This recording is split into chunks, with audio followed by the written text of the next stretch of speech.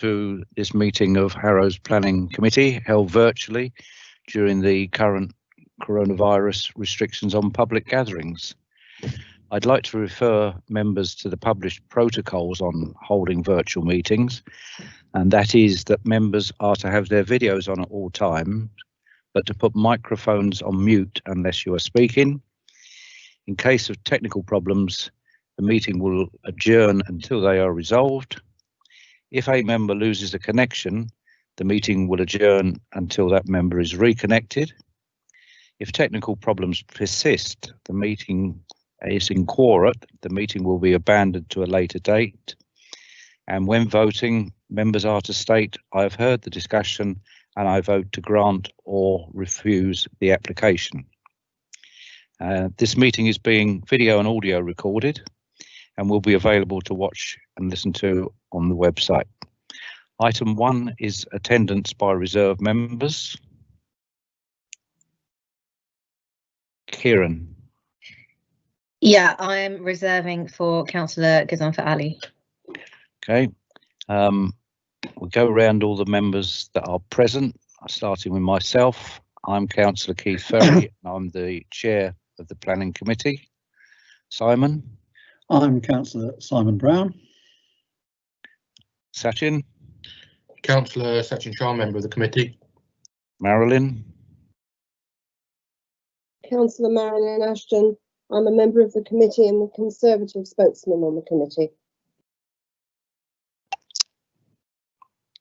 Christopher.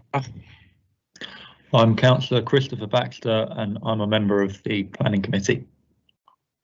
And Anjana.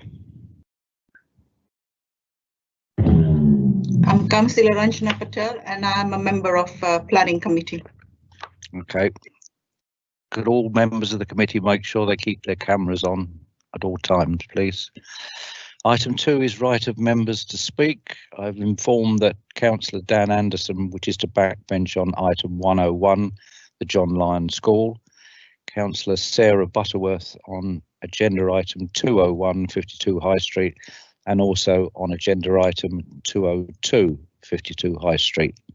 Are there any other councillors present who wish to backbench on any item? Chairman, yes, I did indicate in advance. I would also like to backbench on item 101, John Lyon School, please. Okay. So are members happy with the backbenchers as laid out? Yeah, agree. Agreed. Okay. Declarations of interest have been published on the website. Do we have any other declarations of interest? I don't see any. The minutes of the meeting held on the 14th of October 2020, can they be agreed and signed as a correct record at a later date? Marilyn. Chairman, if I may, please forgive me. On page 13, agenda item 102, North Side Car Park, Green Hill. It's actually minuted, which is good, the comments that myself and Councillor Patel made. But after where it says express their concerns on co-living model suitability, we actually didn't just say because they weren't genuinely affordable. We said, and if this could be added, could end up not being suitable and would end up as an HMO. It wasn't just that we were concerned about them being affordable. If I could ask that the minutes to be corrected, if they're going to say what we said, to actually get it right. So what would you? After where it says co-living model suitability for Harrow and could end up as an HMO. So it would read express their concerns on co-living models suitability for Harrow and possible conversion to an HMO, and Yes. whether Yes. and whether they were genuinely affordable. Yes, if you wouldn't mind, Chairman, I think it's right to, if you're going to say what we said in the minutes, and we're grateful, by the way, that it covers exactly what we said, because there were a few things. Thank you very much.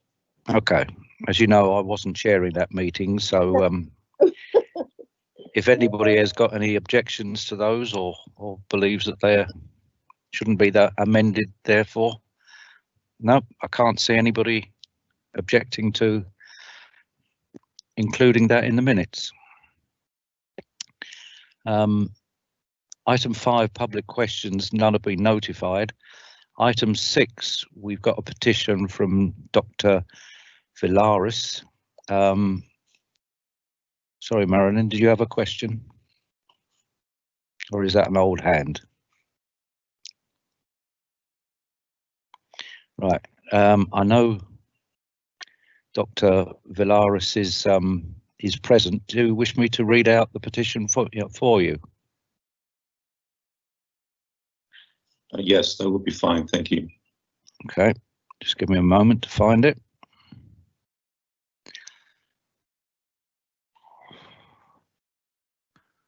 This relates to the application for the John Lyons School, and it says, we the undersigned petition that the application P/2504/19 and in brackets to vary the section 106 agreement relating to restricting development areas in John Lyons School grounds be rejected by the London Borough of Harrow Planning Department. The school wished to construct a new Oldfield house directly in front of the existing Oldfield house in an open area of the protected Harrow on the Hill conservation area, and then later demolish the existing Oldfield house.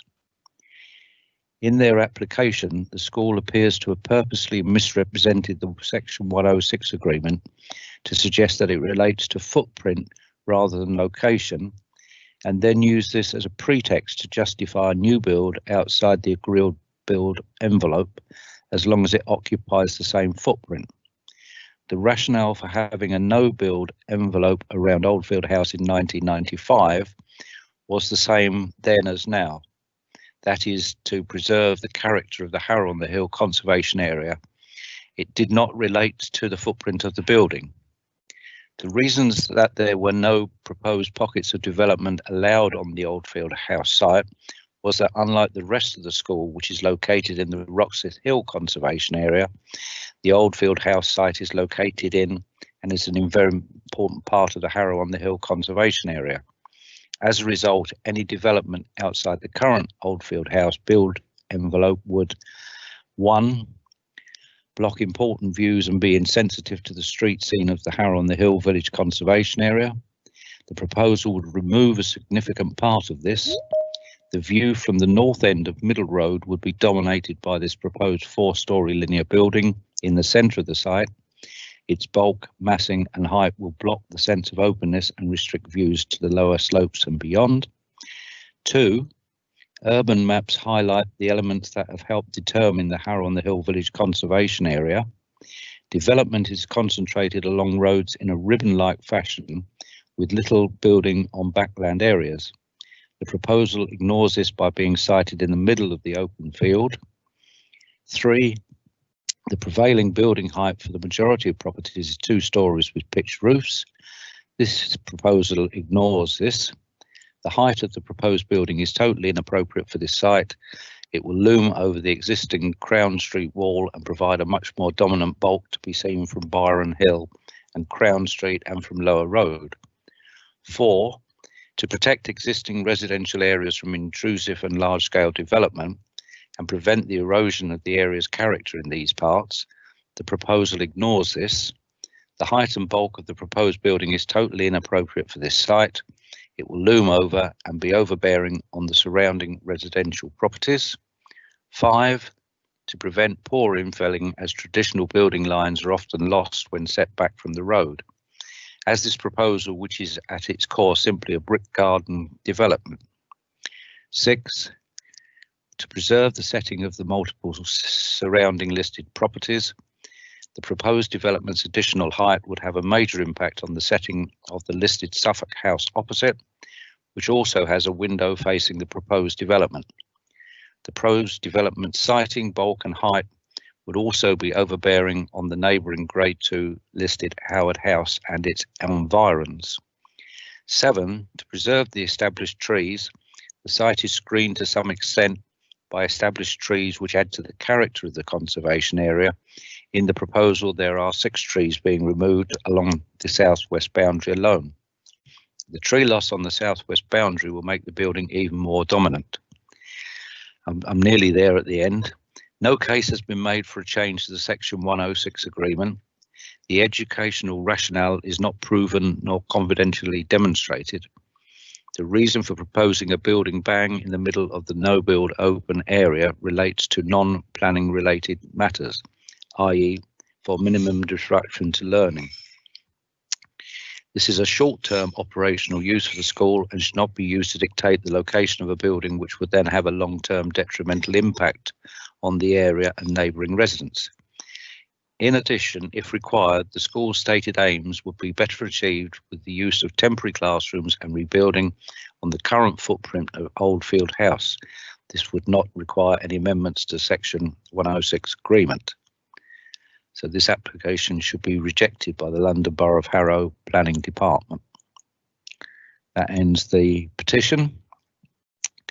Item 7, deputations, none have been notified. Item 8, references from council and other committees, none have been notified. Item 9, there is addendum and a supplementary addendum. Are members happy to accept those addendums? I don't see any objections. If I may just say, we're getting these later and later, and they're getting longer and longer. And I mean, it doesn't matter. I'm happy to sit there and study them, but it really has got to a point where it's nearly like a whole agenda, a whole big wad of paper, and right at the last minute. I mean, I'm lucky enough to have been at home all day today, and I'm able to digest it, and there's quite a lot of information in them, and I am in a position to say I can accept it. But I think it's unreasonable to expect members, many of whom have day jobs, to actually spend time or have the ability to go through what is quite a lot of detail at the 11th hour. Thank you. Thank you. Anjana? Thank you very much, Chair. It doesn't matter whether you've got a full-time job or not, but I haven't had a chance to read this addendum. And as Marilyn said, they are getting longer and longer. I expected it to be only a few lines. So I actually feel that the application should not come to the planning committee until and unless the all work that needs to be done is done before it comes to the committee. Thank you, Chair. Thank you. Yes, I think, Marilyn, your point is well made, and we'll take it on board. Order of the agenda. As usual, we would take items where the public are involved. So we'll start off with item 101, 102, 103, sorry, and 201 and 202. So the order is as laid out in the agenda papers. Representations have been received in respect of the following applications: 101 John Lyons School, Ashley Vickers, the objector, James Govia, agent for the applicant. Item 103, we have Varsha Patel, objector, and Jill Eaton, sorry, the agent for the applicant. Item 201 and 202, we've got Mr. Ian Coward, who is the agent for the applicant, in response to any comments that are made by Councillor Sarah Butterworth during her backbench presentation. Right, so we'll then start off with the planning applications. For members of the public, the procedure is that the officers will give us a presentation on each application. There will then be time for questions from members of the planning committee to officers. The objectors and applicants, where needed, will have 3 minutes each, and backbenchers will have a maximum of 5 minutes, after which we will discuss the application and vote on the recommendations. So if I can ask that we start with item 101, school. Thank you, Chair. The case officer will be presenting the detail of this application and the alternative study that we have received. This application was deferred from committee earlier this year for officers to discuss with the applicant the siting of the building and the possibility of resiting it on the siting of the existing Oldfield House.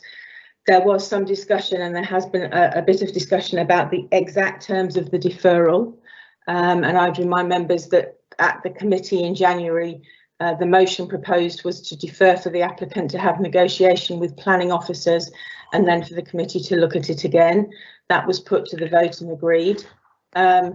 In February of this year, the minutes were updated to reflect the wider discussion and amended to say that the chair proposed a motion to defer the application to allow the planning team to undertake further negotiations with the applicant and local residents on matters relating to the footprint and the location of the proposals.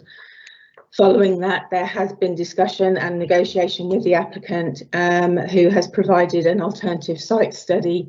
As officers, we did a consultation with residents on that alternative site study, and that is recorded within the planning papers and within the supplemental agenda.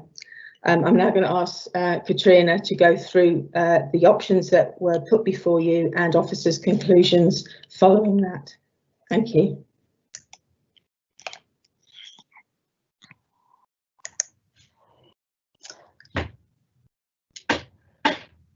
Good evening, councillors. You may recall this application from January. This is the Oldfield site here, and the proposal is for a new block further down the hill. This little house and big house set up. And you recall these are the elevations and the floor plans. The reason for the new building is for these to provide steam, which is a requirement of the new curriculum.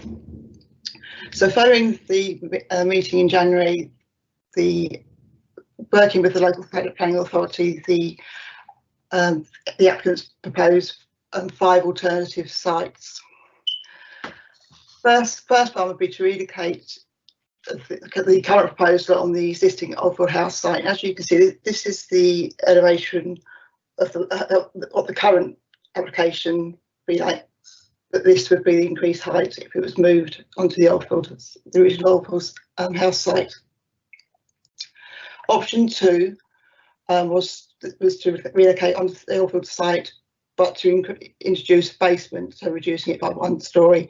This is still felt to be dominating on Mill Road and Crown Street.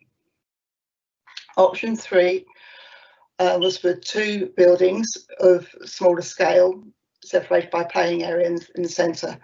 And this is that it would be overdevelopment of the site and to greater footprint. Option 4 was to have a 3-storey building on the Oldfield House site with a larger footprint, but again this is considered to be too bulky within the view from Crown Street and Mill Road. And the 5th option is for a main 3-storey square building in the centre with 2 ancillary away from the main teaching block. And again, this is considered to be to a greater footprint and to big an impact on Mill Road and Crown Street. Thank you. Any questions? Yep. Are there any questions from members of the committee? Can't see any. Okay, so we'll go on to Ashley Vickers. You have 3 minutes. Thank you. Good evening, councillors. I'm Ashley Vickers, a resident of Crown Street. Committee members who were present here last January may recall that I spoke against this application then. I find myself here again because absolutely nothing has changed in this application over the past 10 months. The design and our objections to it remain exactly the same. Last January, a decision was deferred in order, and I quote the approved minutes accurately, unlike Ms. Kushar earlier, and it states it was to allow the planning team to undertake further negotiations with the applicants and local residents on matters relating to the footprint and location of the proposals, specifically to see if the proposed building could be relocated on the current footprint of Oldfield House. Committee members may wonder why then the officer's report in front of you states something quite different for the reason. Local residents were equally bemused when on October 8th they were notified that the application had been amended, only to find that the amendment solely consisted of an alternative site study being added. What's actually changed since deferment? As far as local residents and Harrow Hill Trust is concerned, absolutely nothing. No contact whatsoever had been made by the planning team or the applicant until earlier this month, when the application had already been scheduled for tonight's meeting. What has happened is that the applicant has produced a document which unsurprisingly tries to support their view that the originally proposed site best delivers what they want. Quite why they have done this is unclear, as this committee had not asked for such a document and it does not meet the requirements of the deferral. Less than 2 weeks ago, residents and the trust were invited to a presentation arranged by the planning team on behalf of the applicant. Following the presentation, we queried why no contact had been made up to this point, never mind negotiations as per the reason for deferment. We stated that we believe a compromise solution is possible based on the current footprint of Oldfield House. Some of you may have seen a plan of this. Despite how late in the day it was, we suggested we should discuss this further. We have had no response to this suggestion. We now remain in exactly the same position as last January when 6 councillors spoke against this application, highlighting multiple concerns, including blocking of views, the negative effect on local amenity, and the height and inappropriate design of the building. None spoke in favour. It continues to be an application for a building which breaches planning policies in many respects. It also contravenes the current Section 106 agreement by wholly locating the proposed new building in an open area outside the agreed footprint. And of course, it damages Harrow on the Hill Village Conservation Area as confirmed by the Planning Department's own report. Such damage is only acceptable if public benefits outweigh that harm, as stipulated in Para 195 of the National Planning Policy Framework, and only if that harm was unavoidable. Finally, we have sought planning advice on this matter, which confirms there is no recognisable public benefit resulting from the proposal. In addition, given alternative proposals are possible on the site of the existing house, recognised harm is avoidable. The proposal therefore contravenes Para 195 of the NPPF and also the Planning of Buildings and Conservation Areas Act 1990, which places in law the need to place great weight on the preservation of the character of the conservation area and other heritage assets. We believe not only that the application should be refused, but there are ample reasons why the applicant would not succeed if they took this to appeal. It is apparent that no changes or progress has been made since the January deferment, and we therefore urge the committee to carry out their previous clear intentions to refuse this application. Thank you. Thank you very much, Ashley. James. Thank you. James Govier, agent for the applicant. Thank you very much, Chair. I hope you can all hear me okay. Yes. Yes, good evening, everyone. Firstly, the school and the governors would like to thank Councillor Ferry and members for the decision to defer the application back in January, and to provide us with this further opportunity. Our further study work has had full regard to the expressed wishes of committee members on that night, and if you are in any doubt of that, I would refer you to the recording of that meeting, which we've had absolute regard to in undertaking this study. I would point out that the minutes of the meeting do not fully and accurately reflect what was said, and therefore the record that I would refer to would be the recording of that meeting to iron out any doubt that you might have on that issue. We have also listened to and have full regard to what objectors have said to this application through their written objections and through their addresses to the committee last time. and we've undertaken this study, which has taken great time and cost and significant effort for all involved. We consider we've developed a very high quality proposal, one that accords with planning policy and that will deliver significant educational benefits to the community and to the borough. We are hopeful and keen to avoid the delay and expense of an unnecessary appeal.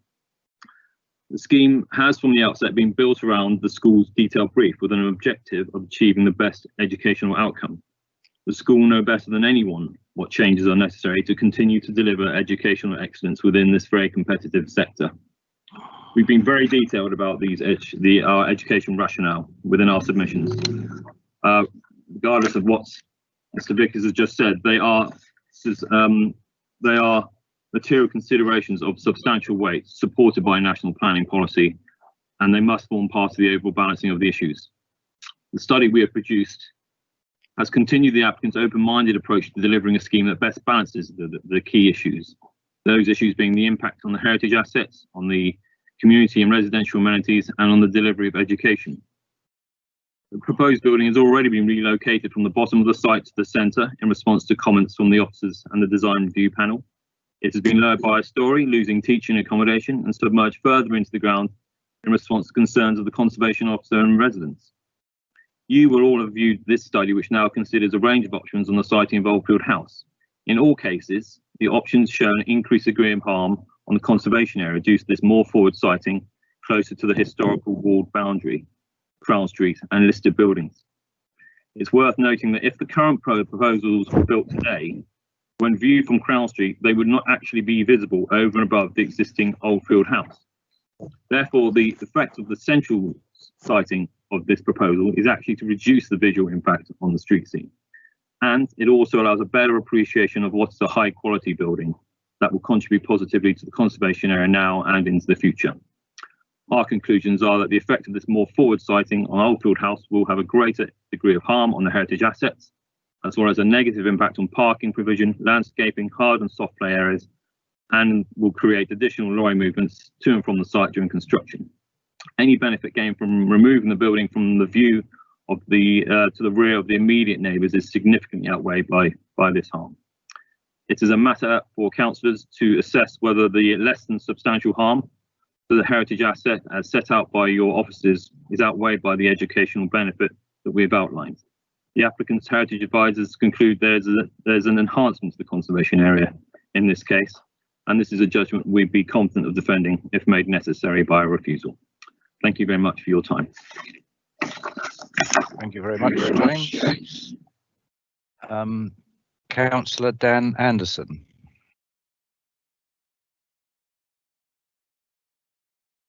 Thank you, Chair. In parts, I've just had to dust off the speech I made to this committee and a number of the members attending this evening back in January. This is because the application before you today is unchanged from that which was considered and was on course to being rejected 10 months ago.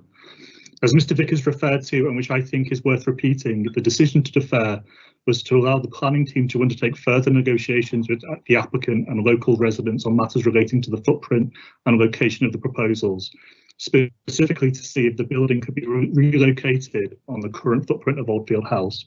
And if my memory serves me correctly, there was also agreement that the Harrow on the Hill Trust would be included in this as well. It is therefore unfortunate that no such meaningful negotiation or discussions took place, especially so because, as Mr Vickers highlighted, there is an openness from residents to engage with the proposer to work towards a less harmful solution, which includes considering amendments to the alternative plans included in the applicant's own study. As a consequence, I am here this evening to once again speak against the recommendation, as the unchanged proposal does not meet the necessary standards within existing policies, which I will summarise again in a moment for the benefit of committee members. I also wanted to stress for members that in the report where it says that no further objections were received since the publication of the alternative site study, this doesn't represent current feelings. Local residents were informed that they would not need to resubmit objections sent in ahead of the January meeting, as this is the same application. With regards to the application, the pattern of existing development down Crown Street is clear, with every building addressing the street. This includes the existing Oldfield House constructed on the site of two previous residential buildings. By changing the building's location, it goes against the council's policies, which states the context provided by neighbouring buildings and the local character and pattern of development must be regarded. To repeat my example from January, if a resident on Crown Street proposed knocking down their home and constructing a larger building at the end of their garden, the proposal wouldn't have made it to this committee. The proposal also goes against the Section 106 agreement, which defines exactly where John Lyons School may and may not build. This agreement reflects concerns held by the council and local residents of the potential for overdevelopment within the Harrow-on-the-Hill conservation area. This unchanged proposal cites the building in an area specifically prohibited by the Section 106 agreement. Again, while I am not disputing that the council has a duty to support John Lyons School, and as ward councillors, we are of course appreciative of the school's desire to develop their new STEAM facilities. The council has a primary duty, as stated in the core strategy policy C3, to safeguard the special character of Harrow-on-the-Hill and its setting. Allowing the proposed building in this location would be contrary to this aim. The proposed location, bulk massing and design of the building, in addition to harming the Harrow-on-the-Hill conservation area, would impact adversely on the outlook of the neighbouring house at number 60 Crown Street. This is contrary to the policy's DM1, which sets out to achieve a high standard of development, and the application of the 45-degree code in the residential design guide, which states that development with an overbearing visual impact, when reviewed from within a neighbouring building or its amenity spaces, and which leave inadequate outlook from habitable room windows, will not be acceptable. Again, this is clearly the case from 60 Crown Street. Additionally, national planning policy framework requires that harmful development in a conservation area, which this is acknowledged to be, should be offset by public benefits. As was raised and discussed in the January meeting, unlike the offered public use of Harrow School's new sports centre, no public use or other benefit linked directly to the proposed new building has been suggested.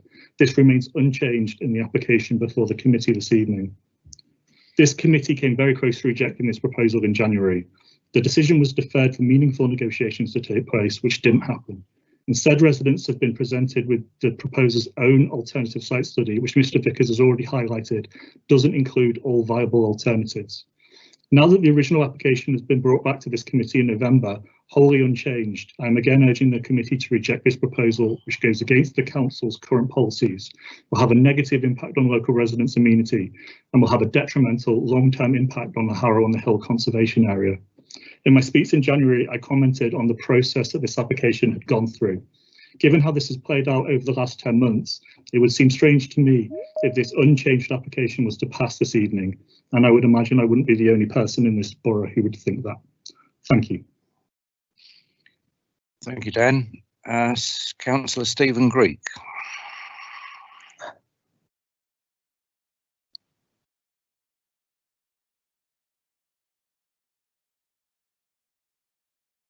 You're still muted. Apologies, I didn't realise I was still muted. Thank you very much, Chairman. Good evening, and thank you for the opportunity to speak this evening. As many of you will know, I was on the committee when we last saw this application in January. I'm not going to repeat everything you've heard tonight from local residents, but I would like to highlight some significant concerns about this application. In principle, it is of course very welcome that a school would want to expand and improve its facilities, particularly in the important area of STEAM education. However, it is also very important to get the details of this right, particularly at such a sensitive location. In January, following our extensive site visit and having considered all the relevant details, it was very clear to me and to many other committee members that this proposed new building was in the wrong place, that it would be particularly detrimental to the Harrow-on-the-Hill conservation area, and that it went outside clearly agreed building limits. As you'll see from the minutes of that meeting, I was minded to refuse the application there and then, and had put forward a motion to that effect. In the end, we as a committee decided to defer the application to give the school the opportunity to look at alternative locations and to consult with the local community. Unfortunately, what we see tonight is a missed opportunity and a huge disappointment. In the past 10 months, essentially nothing has changed about this application and its harmful impact on the local area. And there seems to have been no meaningful consultation with local residents. This is just simply astounding and completely unacceptable. The harmful nature of this application is not even disputed in the committee report. The only argument given in its favour is the educational benefit. However, those benefits could still be achieved if more suitable plans were put forward. It seems patently obvious now, as it was in January, that a far better solution would be to locate this new building on the existing footprint of Oldfield House. Trying to pursue the current highly unsuitable plans any further is simply a waste of everyone's time. So I would suggest that the only way for the committee to deal with this now is to refuse the application without further delay. And the committee should not be worried about an appeal, if indeed it is, because there are clear, undisputed and serious breaches of planning policy in this application, which I'm sure any inspector would recognise. Indeed, I would hope instead that the school responds to a refusal by bringing forward a more suitable scheme in meaningful and proper consultation with the local community that we would all then be proud to support. Thank you for listening to my submission. Thank you, Stephen. Are there any comments from members of the committee? Marilyn. Yes, thank you very much, Chair. As you know, I wasn't a member of the planning committee in January, and although I'm very okay with this particular conservation area, because I was involved as portfolio holder back in the day, and also chairman of the committee when we did all of the supplementary planning documents and the appraisals of all of the conservation areas in Harrow, and specifically these ones were the first that we tackled. So I'm really quite up to speed with the policies here. I however, did take the trouble to look at the transcript of the meeting from January, which I wasn't able to attend because I was overseas at the time. And it was very clear to me that the committee, had it not been for the intervention of the chairman, actually, would almost certainly have refused this then. And I think that would have been the right thing to do. I wasn't there at the time. Had I been, I don't know what I would have done because it was then and we're here now, but I don't think I would have agreed to defer it because, you know, and frankly, it's unfortunate that the benefit of hindsight is always very useful, but it's ended up that it was a total waste of time, absolute waste of time deferring it, because it looks to me as if it's come back exactly the same with no real justification for the options. And when I say that, it looks like somebody said to someone, find something that's slightly less suitable than that, so that everybody would be happy with it. Well, I'm sorry, I can't see how we can be. And quite frankly, I'm rather surprised. I mean, John Lyon is an excellent school.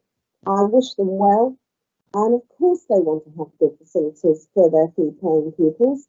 All really good schools want to have that, whether they're private or not, whether they're academies or faith schools.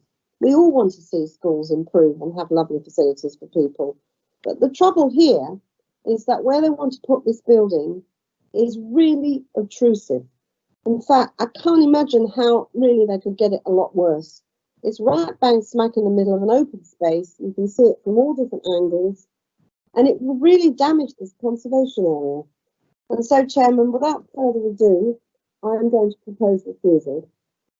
The proposal, by reason of excessive scale and inappropriate siting, would do harm to the local character of the area and would not preserve or enhance the character and appearance of the conservation area, contrary to policies DM1, DM6, DM7 and DM46 of the local plan, CS18, CS10 and CSPA of the core strategy, and 7.4, 7.6 and 7.8 of the London Plan 2016, and D1, D2 and HC1 of the draft London Plan 2019. Thank you, Chair. Thank you, Marilyn. We won't vote on that straight away because I can see a number of hands up. You mentioned that it was my suggestion that we deferred this. That suggestion was based on what I heard at the meeting in January and what I've heard both from Ashley Vickers and Stephen Greek this evening, that it was believed that the residents, in conjunction with the applicant, could find an acceptable scheme. Now, we will find out later on whether this scheme is acceptable or not. Sachin. Thank you, Chair. In all the applications that come before this committee, there's always a planning balance. We've never had, I don't think we ever have an application that meets every one of our policies entirely and does everything we want to do. It's always a planning balance. And there is, in the report, sets out very clearly the planning balance around the harm compared to the benefit, the educational benefit that we know this will have. And however, as pointed out by Dan in his submission to the committee, there hasn't been, like with Harrow School, any great work on the benefit to the community at large. Harrow School and this committee and yourself, Chair, spent a lot of time working on getting a community use agreement that meant the harm caused by their development was clearly outweighed by the benefit to society and the wider benefit to the community. I do not feel on this application, while there is harm to conservation area, and while it is there, we should protect it. And no doubt there'll be a debate at times about whether it's there and how it should be there, but it is there. And therefore we should do to protect it and only allow applications that have harm where the community benefit clearly outweighs that harm. I don't believe that is what we've got in front of us today. I don't believe that other than the direct educational benefits for the pupils of John Lyons School, any great effort has gone into ensuring there's even greater benefit to the community at large. I think that's a shame. On that basis, I think the harm to the conservation area is greater than the benefit to the community, and I will be supporting the motion for refusal that Marilyn has just proposed. Thank you, Sachin. So if we take Anjana, Christopher and Kieran, starting off with Anjana. Thank you, Chair. I have done a site visit with, I think Sachin was there and I think Kieran was there as well.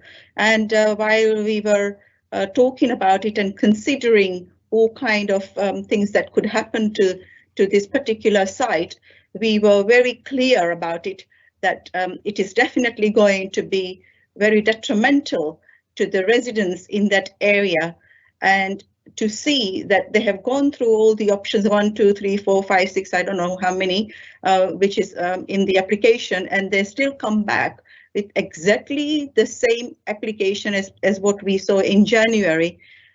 So I actually don't understand that what is different here on this application than what we have already seen in January. And for that reason, and especially when they want, I mean, I am not against a private education, private school at all. But at the same time, when the school is saying that they will not be increasing the number of students, I can actually see why do you want to expand to such a large building in such a way, which obviously gives an idea, not only to me, but to others as well, that you are intending to do that in the future. How?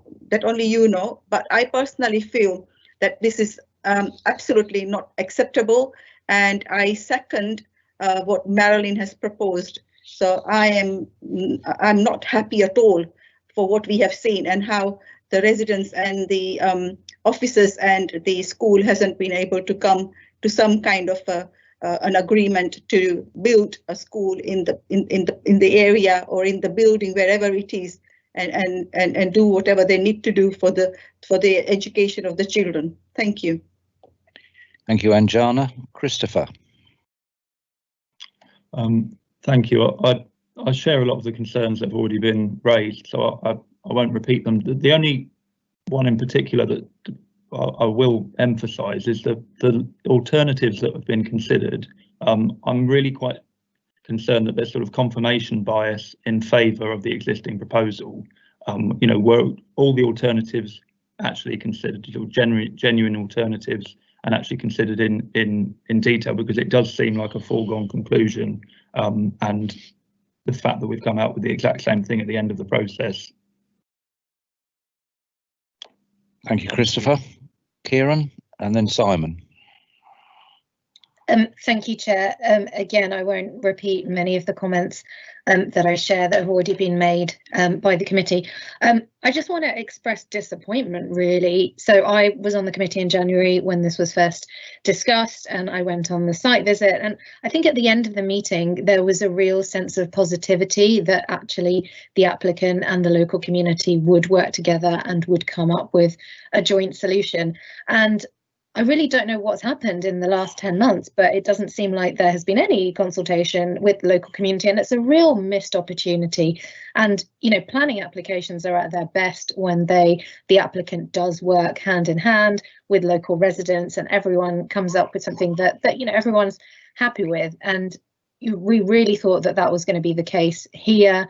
I don't think the options do anything to preserve the conservation area. In fact, I think they would ruin the conservation of the area. It is really disappointing. It would be great for the committee to be able to support investment into education and better facilities for a school, but on this occasion, I feel unable to support this application. Thank you, Kieran. And finally, Simon. Yeah, thank you. Thank you, Chair. Yes, I concur with much of what has been said by my colleagues on the committee. I too, the thing I wrote down first of all was I was just somewhat surprised that the applicant hadn't come up with an acceptable alternative within the current footprint. And like other members, I'm not sure that full attention has been given to trying to achieve that aim. I think it was achievable. I think much more consultation with the local community and the local residents would have helped that along. So I am disappointed that we're coming back to the application that was before you. I wasn't at that meeting, Kieran took my place, but coming back to the same application that we've considered and discussed previously. I think the balance, as Sachin said, is right. We're balancing educational improvements against damage to the conservation area. But in this case, as has already been said, there is no public benefit, no community benefit. And so the balance for me is quite clear that there would be harm to the local conservation area. And therefore, I really come down on the side of refusal for this application. Thank you, Chair. Thank you, Simon. I think everybody's spoken. So we have a motion for refusal in front of us. I'll go first. I must say that there are very many complications with this particular application, whereas I support the need for enhanced educational facilities for the borough, whether it be in the public or private side of education. They're all children that need this sort of STEAM education.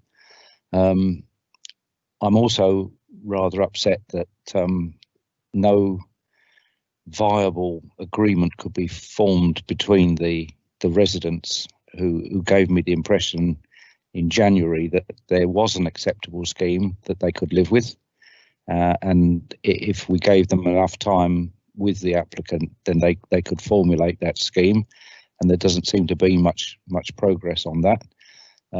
And also, I'm as you know, I'm the chairman of the Harrow Heritage Trust, and the preservation of the heritage of Harrow is very close to my heart, particularly in areas like Harrow on the Hill, Pinner and Stanmore, where we have things that are very well worth preserving. So what I'm going to do is because I'm torn between the two, on this occasion I'm going to abstain. So I have heard all of the discussion, and I have vote to abstain on this application. Marilyn?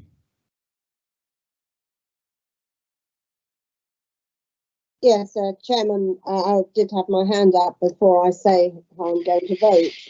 At the last meeting, apparently you said we couldn't win an appeal. But anyway, we are where we are. I've heard all the discussion and I'm going to vote to refuse this application. Okay, Christopher.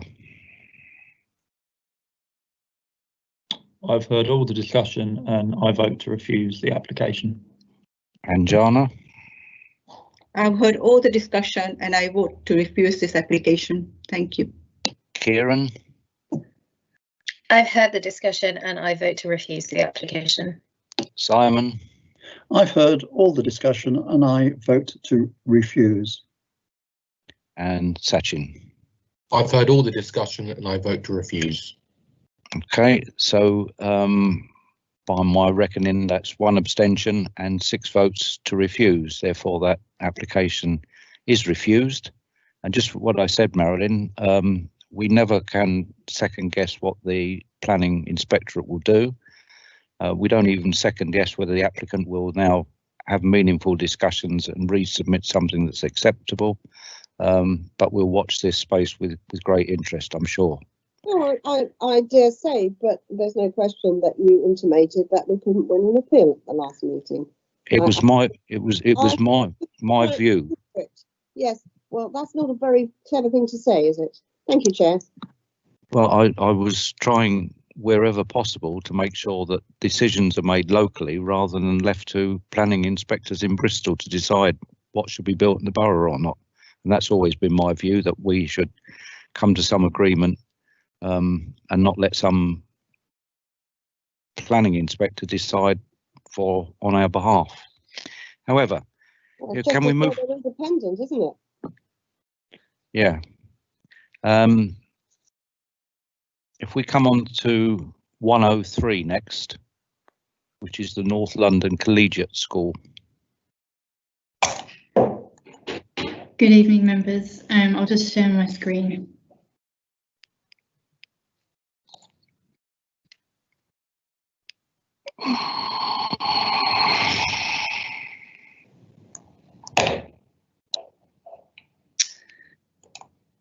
Okay, so members will note there is just one further addendum item to this proposal following the briefing yesterday, which is just a change to the recommendation B in terms of the wording for any alteration to the Section 106 agreement to be done in conjunction with the Chief Planning Officer and Chair of the Planning Committee.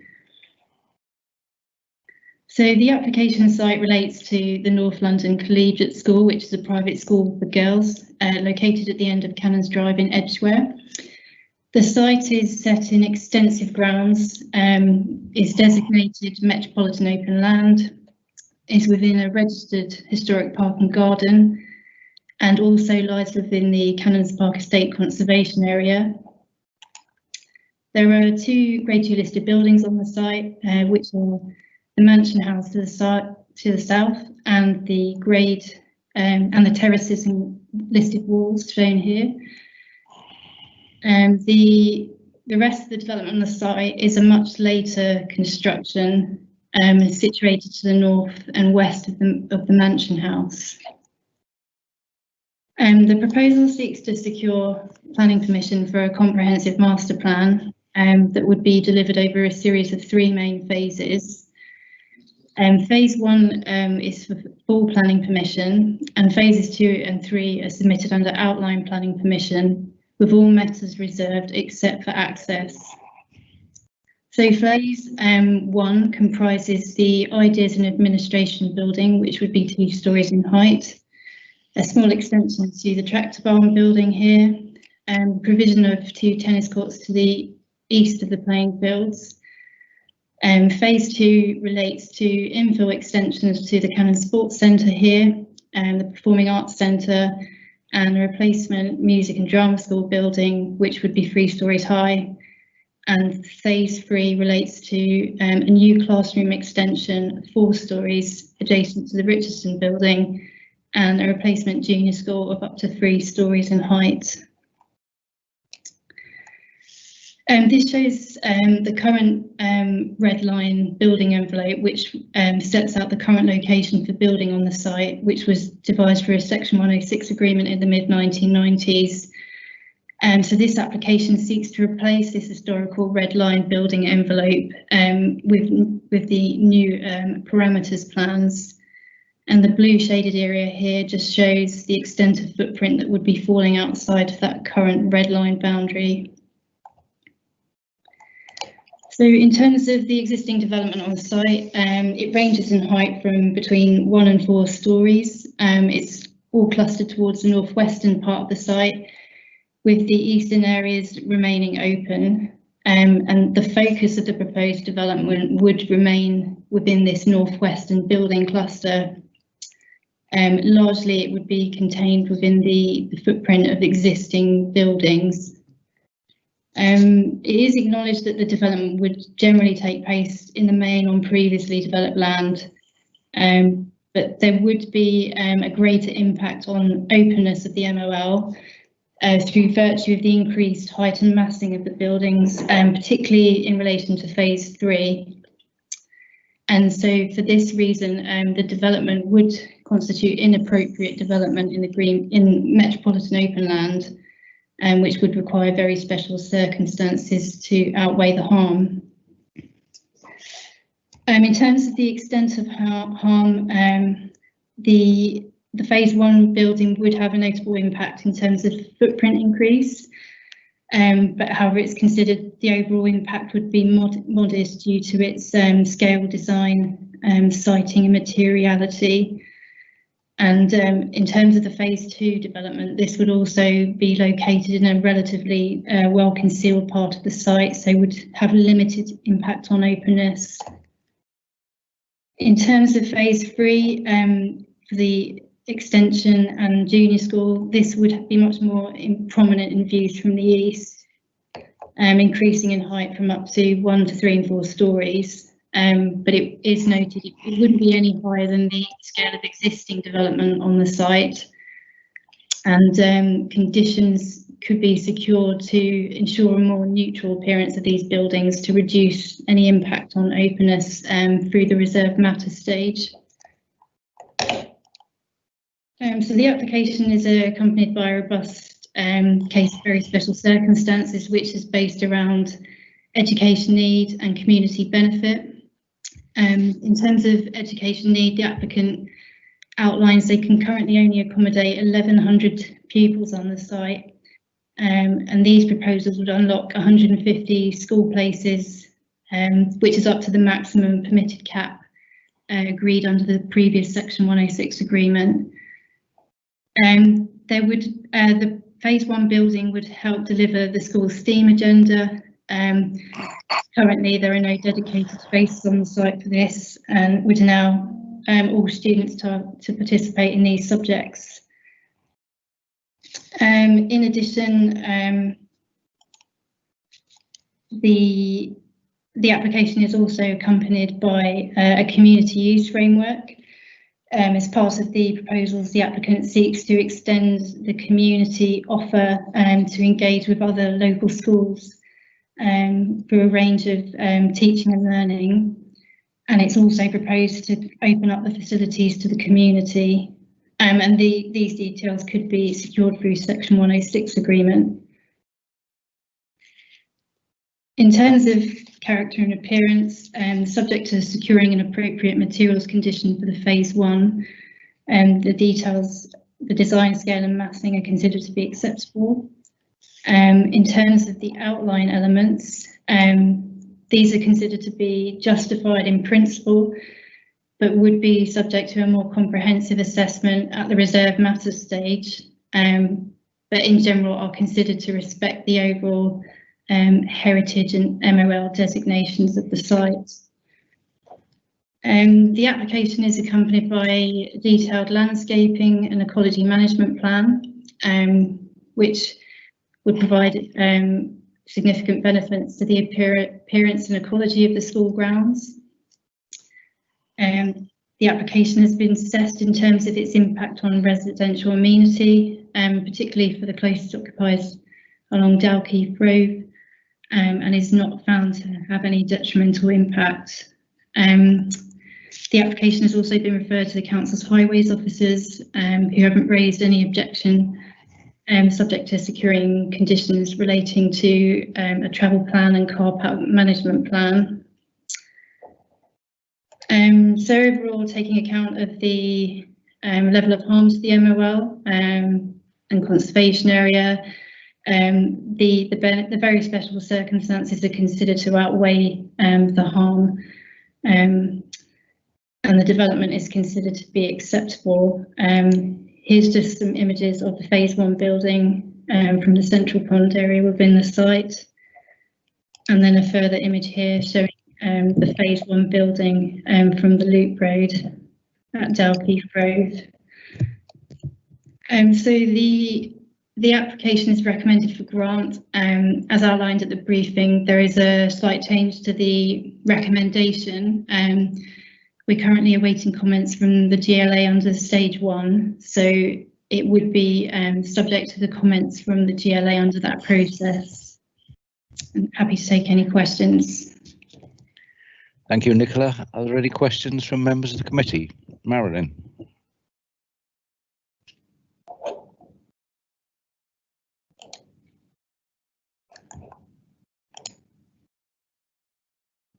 Marilyn, I think you're on mute. You're on mute. Start again. I did raise this issue actually at our briefing, which we had on Monday, Councillor Patel and I, because I was concerned at that time that we hadn't heard back from the GLA about their stage 1, because this is, don't get me wrong, I don't take issue with this application actually, and I know that the school do an awful lot of work with the community, so it's actually they really are very good at that sort of thing, engaging with the wider community.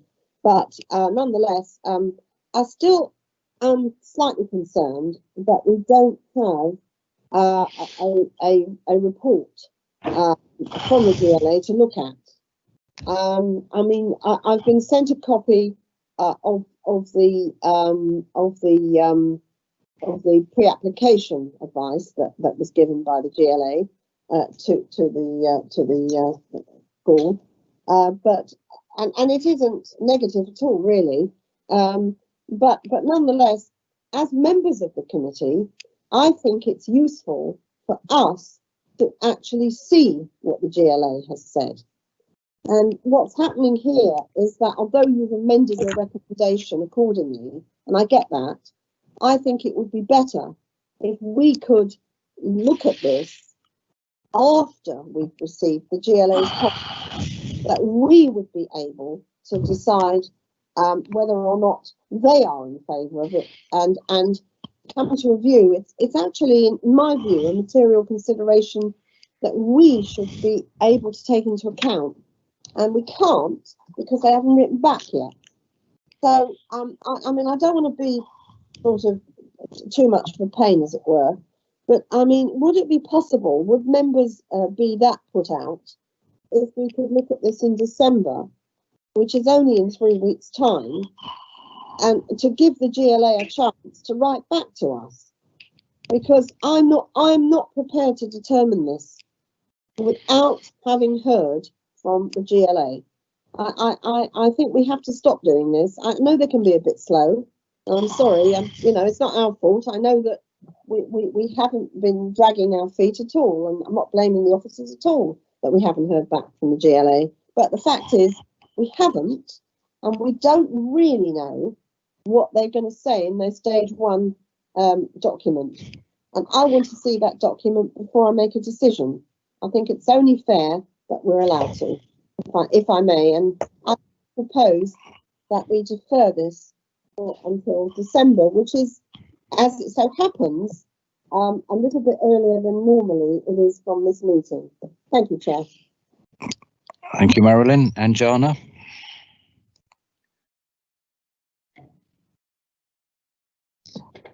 I just wanted to echo what Marilyn has said, that we look at this application once we have got a feedback from GLA. Thank you. Christopher? Thank you, Chair. Yes, I'd like to second Marilyn's proposal to defer this. Sachin? I disagree. We're already past the expiry date. I know it's been agreed until 30th of November. We can't keep waiting on the GLA. It is quite unusual not to have stage 1 in front of us, but I'm not sure in this instance it would make any difference to my consideration. So it's in front of us now. The report's been written. I think we should take it now. I actually think there's an advantage in not having the stage 1 report, because it allows us to objectively look at this application and determine it without being swayed by anything that the Mayor and the GLA might say upon it. So we have a motion for deferral. I vote against the motion for deferral. Kieran? I vote against the motion for deferral. Simon? I vote against deferral. Sachin? I vote against deferral. Marilyn? I vote for it. Christopher? Thank you. I vote for deferral. And Jana? I vote for deferral. Thank you. So that motion is defeated by 4 votes to 3. So we will now go on and consider this application. Are there any questions to the case officer? No. Can we then call upon Varsha Patel? You have 3 minutes, Varsha. Good evening, Chair. Good evening, all. I hope you can see me. Yep, that's it. We can now. Yeah, fine. My main concern to this application is that we've had a piece of paper shoved into the post box, and I believe this is just a few houses in the area who may have received it and read it. A lot of the people in the area, Cannons Drive, and the houses on the other side of the school on Dalkeith, have not even heard about this development and the impact on the Cannons Drive Road and on Dalkeith in terms of the traffic, the travel plan which the school lacks, as Cannons Drive is becoming more and more like a Edgware High Street, with the cars zooming past on 4-wheel drive like a machine in the morning, and the same scenario happens again in the afternoon, which is impossible for the residents to have to exit Cannons Drive and get out of the area. Or if you are coming in, you are stuck in the traffic, and this happens on every school day. And this is just a view from Cannons Drive. I have spoken with residents on Dalkeith, and a number of them, one who is a member of the parish council, the church who is on Due Cross, they've not even heard about all the works that's going to go on for the next 10 years. They were baffled. They had not received it. Pavel Close residents, I asked one person and she said, "What are you talking about? They are just off Cannons Drive. They've not received it." But they go through this traffic jam day in, day out, and we have to all tolerate that. So our main concern is that whilst the school ideas and for all the facilities expansion it's doing, unfortunately the school does not have its own access. It has to go through, use Cannons Drive. And secondly, the consultation hasn't been widely received. It may have been because there is a hiccup in the post, or somebody just dropped it somewhere and it did not reach the residents, but there has to be some sort of a proper consultations with the residents on this, because it's us living in the area, in the Cannons Drive estate, and on the other side, Dalkeith, who are going to go through the works, the heavy building works for the next 10 years. And this is our main concern. They need to find a proper access without using Cannons Drive as the main high road for all the heavy goods vehicles and all the school traffic with the four-wheel cars coming in and zooming twice in the day, every day. Thank you, Varsha. Thank you.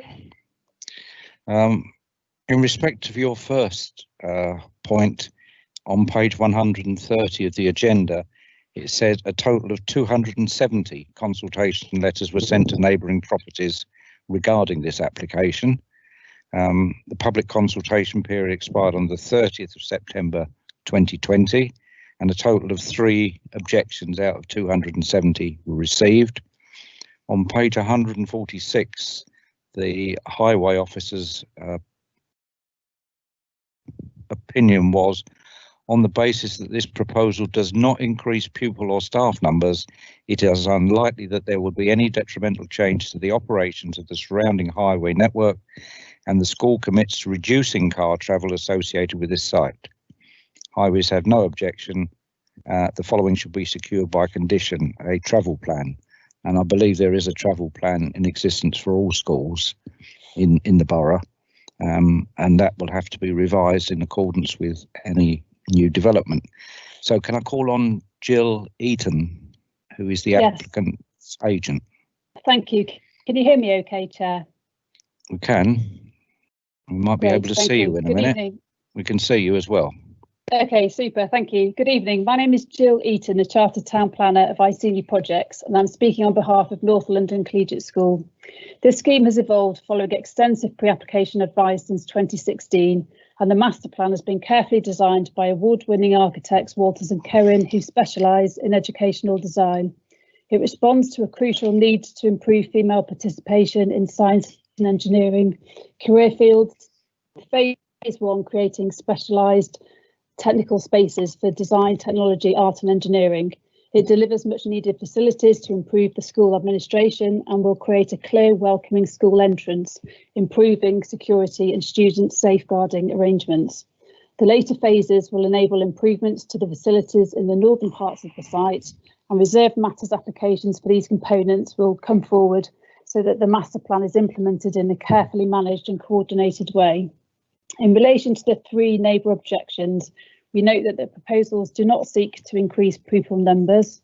A comprehensive travel plan has been developed which seeks to reduce single occupancy car use, and this will benefit both Cannons Drive and Dalkeith Grove. No objections are raised by the Council's highways officers, and the scheme is not deemed to have any significant impact on the surrounding highway network, and there are good levels of separation between the proposed works and the closest residential properties, and a construction management plan will be submitted and will be subject to further council approval. This scheme, which has been through the GLA review, the design review panel, extensive local authority engagement as well as local community engagement, and we did a newsletter of 239 properties, will deliver exceptionally high quality architecture to meet the identified need. Currently, only 10% of pupils go on to study technical subjects, and the proposed facilities are specifically designed to address the government's strategy to encourage more women into applied science and engineering. This is achieved in a way which takes full account of the various designations of metropolitan land, listed building, conservation area and registered park and garden status. The facilities will also make an important contribution to the learning opportunities of the wider educational community. The legally binding community use agreements will ensure there's an extensive range of workshops, initiatives and projects specific to the science, tech, engineering fields come forward, delivering a significant public benefit. To conclude, we therefore strongly promote the scheme to you as it represents a significant investment in the school. It creates facilities which can be used by the wider educational community, as well as improving biodiversity, landscaping, whilst having full regard to energy efficiency and climate change matters. The design carefully respects the setting of the listed mansion house, and we have demonstrated that it should be supported in relation to the MOL considerations. Thank you. Thank you, Jill. So we then move on to comments. Marilyn. Yes, thank you, Chair. As I said before, I don't take issue with this application. And I mean, I don't live there anymore, so it's not at all an interest, but I did for 18 years live at number 20 Dalkeith Grove, and I know the area very well. And I think the lady that turned up tonight is right. There is a lot of traffic in the area, particularly in Dalkeith Grove. But I don't think you could attribute all of it to the school. And, you know, they do try hard to make it as best they can. I can't comment on the situation in Camp Drive, I have to say. You know, I do appreciate the difficulty when you live near a school. And I'm afraid there is no way of making a school not cause a little disruption to the people in the locality. But I'm sure that this school will do its very best to make it as minimal disruption as possible. I just want to just check something. There was something that Nicola Rankin, about, unless I misunderstood, something about that there is a possibility of the school, in terms of its maximum numbers, of increasing that number to 150 by 150 pupils. Please forgive me, have I misunderstood that?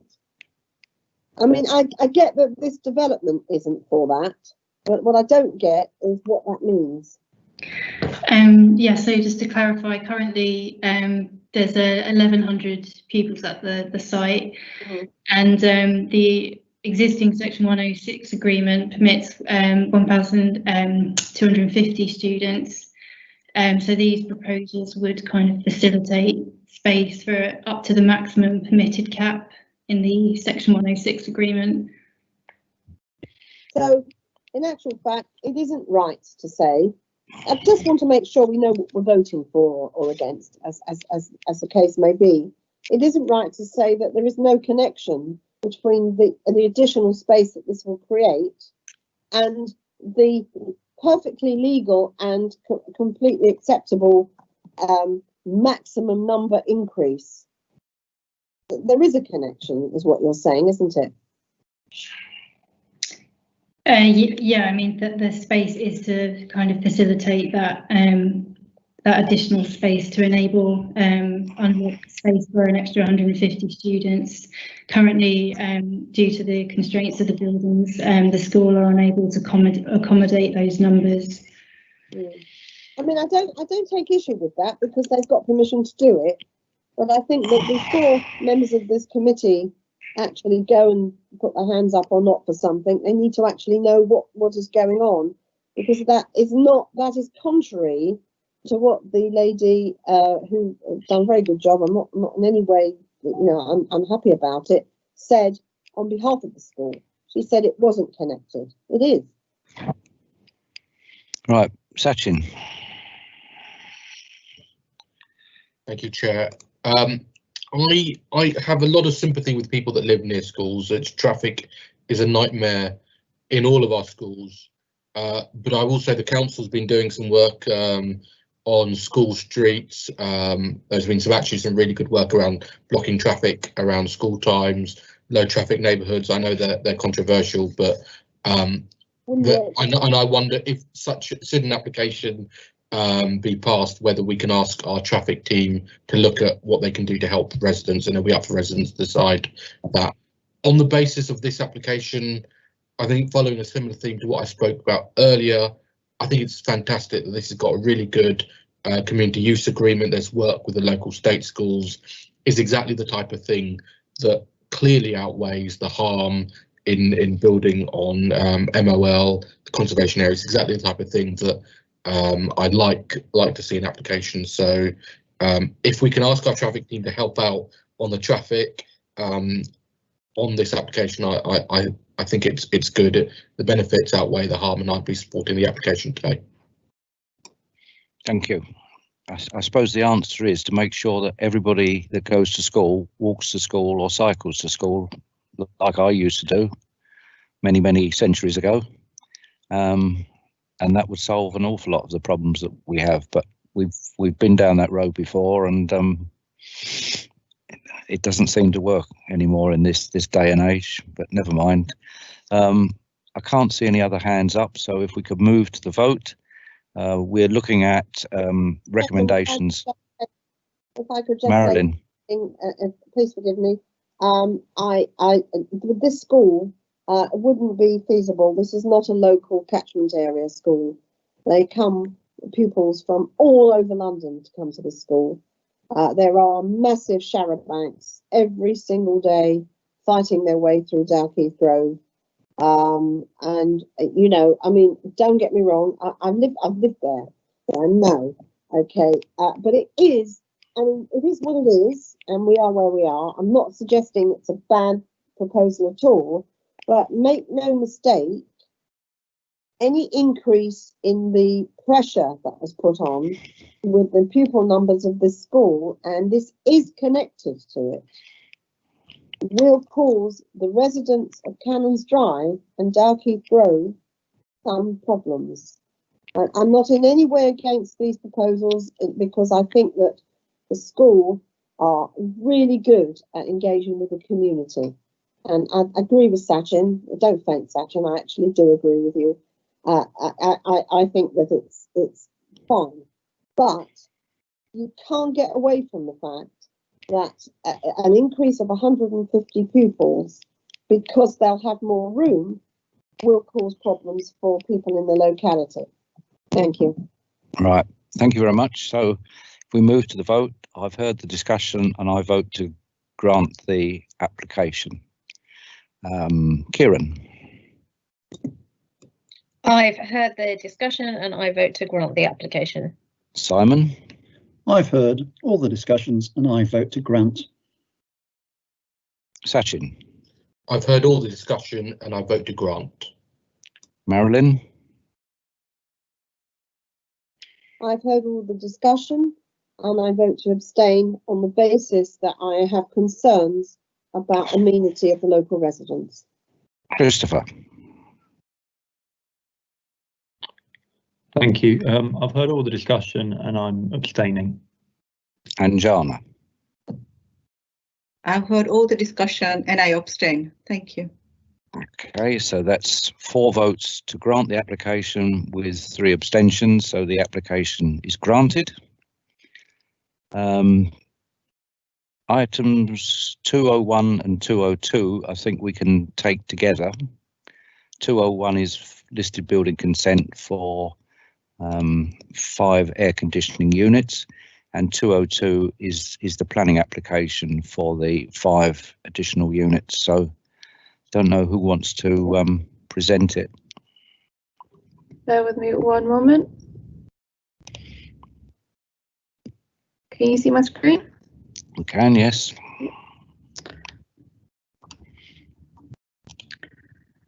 This is a planning permission and listed building consent for 5 air conditioning units to the rear of 52 High Street. The property is located on the western side of High Street within the Harrow on the Hill conservation area. This is the proposed floor plan demonstrating the proposed location of the air conditioning units. The air conditioning units will be located to the rear of the property, adjacent to the boundary wall with number 50 High Street, with a white painted enclosure with acoustic mitigation. These are some photographs of the property. You can see the existing air conditioning units, which would be removed. These are the existing elevations. This is the proposed location of the air conditioning units again. These are the details and elevations of the proposed enclosure.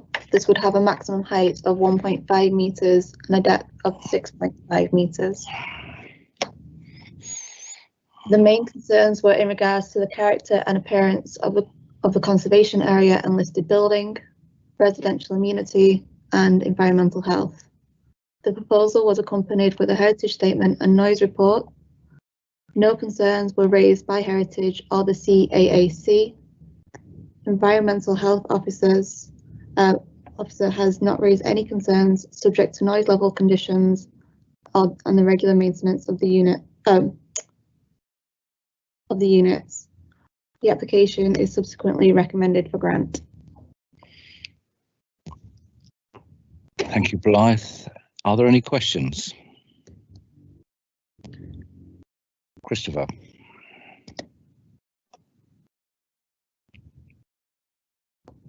Thank you, Chair. Yeah, it was more of a question, really. I'd just like some more detail on why this in particular has been called in. I don't understand why this sort of meets the test of something that needs a committee decision. I can answer that because I called it in. There has been quite a lot of correspondence with the ward councillors about this and the health hazards, particularly of the air conditioners. We've had 6 objections in writing to this, and I felt that there was enough public interest that we could devote 10 minutes to discussing this. And we'll probably find out more on the basis that I can't see any other questions. Sarah Butterworth has got 5 minutes to explain exactly what the problems are with this. Thank you. Can you hear me okay? Yes. Brilliant. Thank you, Chair, and thanks for allowing me to speak this evening on these planning applications pertaining to 52 High Street, Harrow on the Hill. Specifically, having listened to local residents and visited the site to raise their objections. As you will note, these planning applications are regarding the installation of 5 air conditioning units to the rear within enclosure, and resident concerns and objections centre on 3 key areas: noise, vibrations and maintenance, character of the buildings and conservation, and health concerns relating to the use of air conditioning units. So in terms of noise, vibrations and maintenance, residents have emphasised the residential nature of the local environment of the area, indeed a residential area that resides within a conservation area. And residents note that a consultation response from environmental health states that any noise from the unit should be 10 decibels below background level. However, residents have requested detail on where noise readings would be taken from: 1 metre, 2 metres, 3 metres away from industrial air conditioning units, or parallel to the 15 windows of the properties in Chiltern House, and how often noise levels would be checked. Moreover, what happens if noise levels exceed this? Residents have also noted that the planning application refers to 5 air conditioning units being relocated from their current position attached to a single-storey rear extension, where they were recently installed without listed building consent, to resite them adjacent to a curtilage listed wall. However, at present there are 6 in the location they were originally installed in, and residents have raised queries about the 6th air conditioning unit and what will be happening to this, including when it will be removed. Residents have also raised concerns about the usage of the air conditioning units. For example, can they also be used for heating? And if this were the case, would this change the frequency with which they were in use? In terms of maintenance, residents have raised concerns about frequency, that the air conditioning units would be maintained, and they are fearful that if they were not to be regularly maintained, that pipings and fixtures for the air conditioning units would loosen with wear and vibrations will increase, impacting on neighbouring properties and quality of life. Conservation of buildings and character of buildings and conservation. So as you know, 52 High Street is a Grade 2 listed building, and despite the air conditioning units being located to the rear of the property, residents have articulated that the character of the building will be compromised, along with the special architectural and historic interest of this listed building. Further, that the installation of the air conditioning units impact detrimentally upon the conservation area, which is on a hill, and that residents have noted benefits from being breezy. Residents have inquired if these are the only air conditioning units on the hill at present. And then finally, health concerns relating to the use of air conditioning units. In many ways, the current pandemic has brought into sharper focus these concerns as residents continue to connect with their local environment. Moreover, the use of air conditioning units during COVID-19 has created anxieties regarding the health and safety of local residents. And it's been articulated that the air conditioning units will release droplet moisture into the atmosphere, which could be dispersed into the properties of local residents. As environmental health state, the recommendation is that AC units shouldn't be used at all unless it's the only form of ventilation, and then only if they have regular maintenance and filter changes. Indeed, at present, enforcement officers are advising them not to be used if possible. So to conclude, I would like to thank you for allowing me the opportunity to speak this evening and welcome your consideration of local objections from residents to these planning applications. Thank you. Thank you, Sarah. Ian Coward, applicant for the agent for the applicant in response. Good evening. Yeah, I'm the applicant for agent. Yeah, you can see you. Can you see me? Hear me? Yeah. Yeah. The building is statutory listed and is occupied as an office as per its lawful use. As with all listed buildings, it's important to have an appropriate use, because of course this ensures the continued investment in the fabric of the building. With this office, it is unbearably hot at certain times of the year, hence the need for some form of comfort cooling. And it is just comfort cooling, it isn't heating, and hence the need for this application. The scheme, as you've seen, is very modest. It has been agreed with your officers and we had a positive pre-app process. And obviously you've got a recommendation to approve for both of the co-joined applications. Also, I stress, and as is in the officer's report, there's no objection from the Conservation Area Advisory Committee. The air conditioning units are enclosed in a white painted timber louvered structure. They're not visible from the public domain and they're set alongside a wall in an existing parking area. So they're entirely unobtrusive and therefore will not impact on the character of the area. We submitted a noise report and that's been assessed by the EHO, and there's certain conditions which of course we're happy with. They will be regularly maintained. If there ever was to be a problem with noise, and of course we're in breach of the condition and we're enforced against, but the client's very good, they've invested in the property, they want it to work and they'll maintain it. The sixth unit will go. This is an application for 5 within an enclosure, so the 6th unit that the objector mentioned, that will just go. I've clarified that it's air conditioning only, and I believe I've covered the points, and you've got a very positive set of reports. Thank you very much. Thank you very much, Ian. Marilyn, did you have a comment? Yes, I do. Thank you, Chair. I mean, look, I can see why, you know, Sarah Butterworth wants to try and rock up here and be nice to the people in her ward and supportive. I get that. We'll do it. But, you know, in reality, what this is about air conditioning units. And yes, I agree, it's really annoying when people put things in incorrectly and that they're unauthorised and they have to apply retrospectively, and in this case they're moving them to a much better location.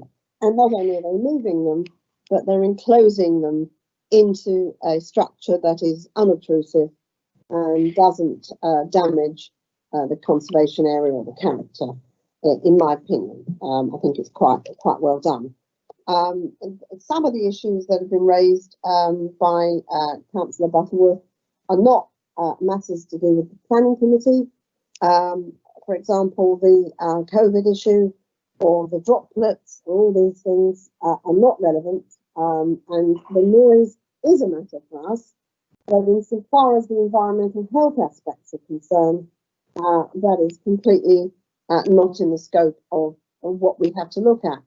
So ultimately, we can put to one side, because people are not treated punitively for putting things in that aren't authorised, and we have to look at this application as it appears, and we have to decide whether or not there are grounds for refusal to refuse 5 air conditioning units that will be enclosed and will be imperceptible to the naked eye. Now, in my view, I don't think there are any grounds for refusal here.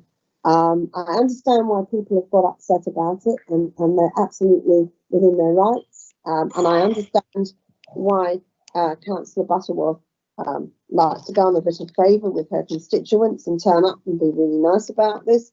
But ultimately, this is an application for 5 air conditioning units. And I kind of got why Councillor Baxter was a little incredulous as to what we're doing looking at it. But there you go. I suppose it is in Harrow on the Hill ward. I think that this is an acceptable application. I don't take issue with it, and I think that it's a good effort. As long as the air conditioning units are used for aircon and not heating, as long as the sound is properly monitored, and I think it will be, because if it isn't, there'll be a problem. I can't see any reason to refuse this. Thank you, Chair. Thank you. Sachin. Thank you. I think Marilyn's being a bit unfair, a bit patronising with her comments. We have to remember, Marilyn, that you brought a certificate of lawful development in front of us last time that had no basis to be in here, and an extension that had one objection. So I'm not sure your comments were entirely fair. But on the application itself, while I sympathise with residents, I find it hard to see any good planning merit in which to refuse. So while I sympathise with residents and Sarah's concerns on planning matters, I think I will be voting to support it because there are no sufficient grounds that will be sustainable. Okay, I don't see any other hands, so if we move on to application 202 first, which is the planning application, on the basis that if that planning application were to be refused, then 201 would fall afterwards. So on 202, I've heard all of the discussion and I vote to grant the application. Kieran. I've heard all the discussions and I vote to grant the application. Simon. I've heard all the discussion and I vote to grant. Sachin. I've heard all the discussion and I vote to grant. Marilyn. The applications that I called in session were not in my ward, and I do my job very thoroughly, if you don't mind. I've heard all the discussions and I vote to grant. Christopher. Thank you, Chair. I've heard all the discussion and I vote to grant the application. And Jana. I've heard all the discussion and I vote to grant. Thank you, Chair.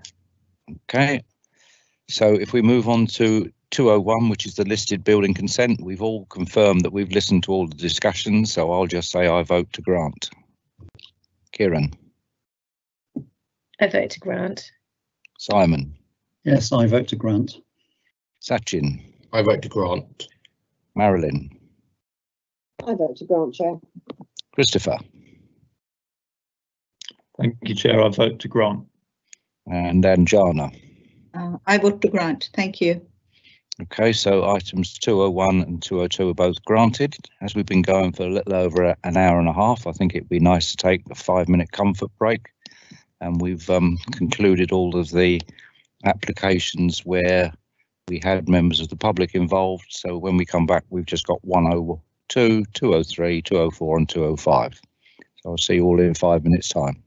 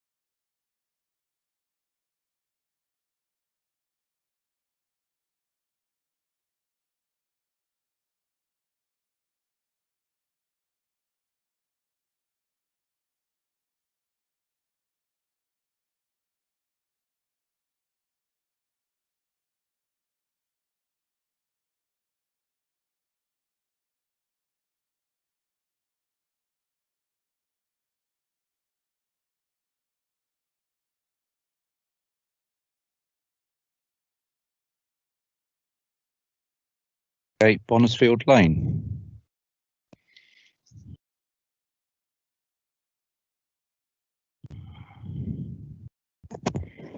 Sorry, can you hear me now? Yes, I can see your presentation as well. Excellent. Okay. Quiet. Apologies. Okay, I'll try to go through this quite quickly, as I believe you're all familiar with this. Oh, pardon me, it needs to be in presentation mode. As I believe you're all familiar with this one. If you have any questions or you need me to go back, just let me know. The site is 16 to 28 Bonnersfield Lane, just off of Station Road and across from the Gold's Gym. The proposal is to demolish the existing development, which consists of commercial and residential development, and to redevelop with office floor space on the ground floor and residential development up top and at the back. These are the photos of the site, which I believe you've seen previously as well, and the neighboring properties.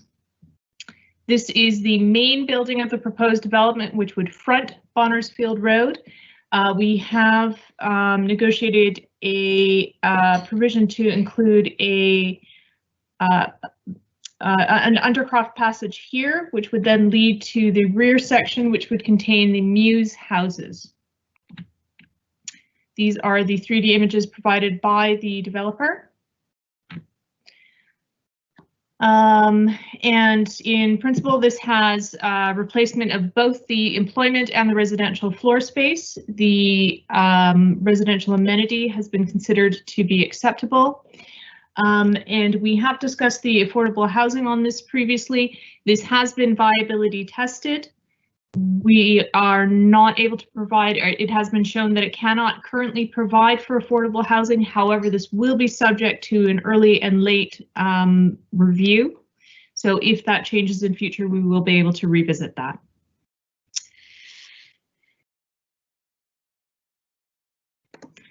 Are there any questions? Thank you very much. Questions or comments? Sachin.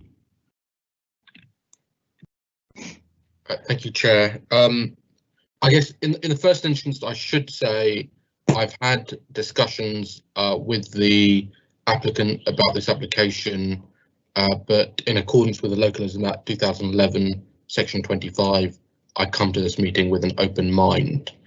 I think it's a really good development. I think you know, we don't often see Muse houses in Harrow, and it improves an area that is incredibly messy at the moment. So I think it's a really good development. I think it's I think it's regrettable that there's no affordable housing. I think it's regrettable that it's come back a second time with no changes. You know, we've had a discussion at the start of this meeting about people listening to the planning committee, and then coming back, having heard the discussions. So I think it's very sad that this comes back with no affordable. I would like to see developers listen to comments from planning committee members. So I hope this developer, I mean, if this application is through and the developer has another application, I hope they come having listened to the views of committee members. But on the application itself, having weighed up the benefit compared to the disadvantage of not having any affordable, I'll be supporting the application. Thank you. Any other comments? Marilyn? You're on mute, Marilyn.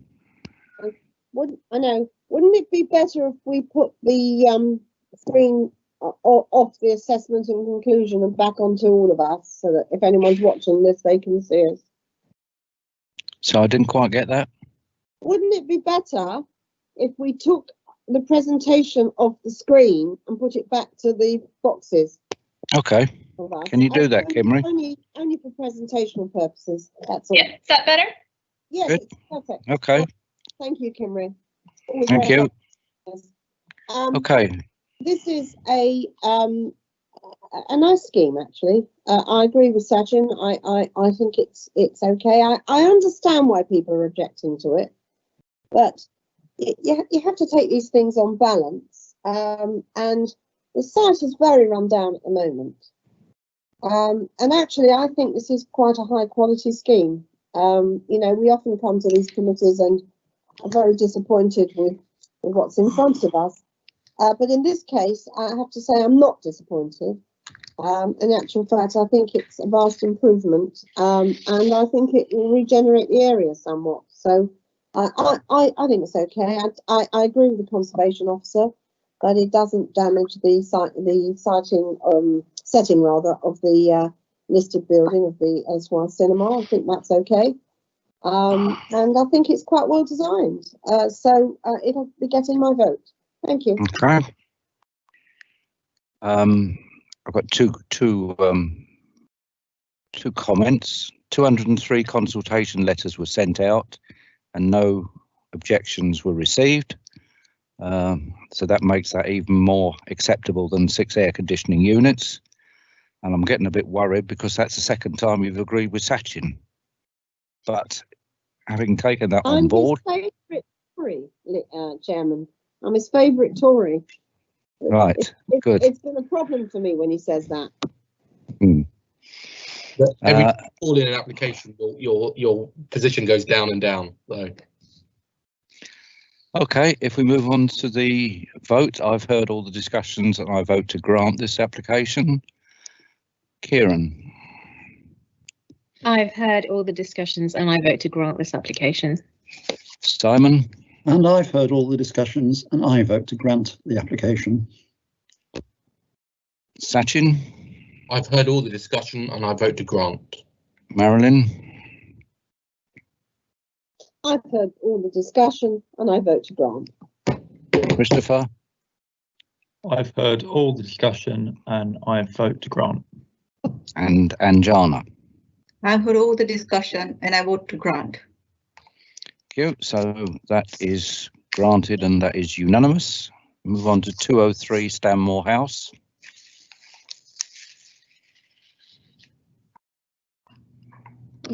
Good evening, can you hear me?